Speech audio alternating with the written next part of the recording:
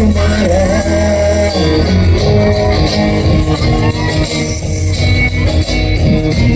ಒಂದು ಹೇಳಕೈತು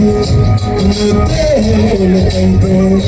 ನೀವೇ ರಾಜಕುಮಾರ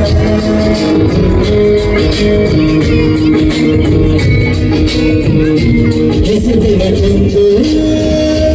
ಹೆಸರಿಗೆ ಬಂದು ಮಲಗಿದೆ ಮನೆಯ ಮನದೊಳಗಿಂದು ಆರಾಧಿಸುವ ಆರಾಧಿಸುವ ರಾಜನನ್ನು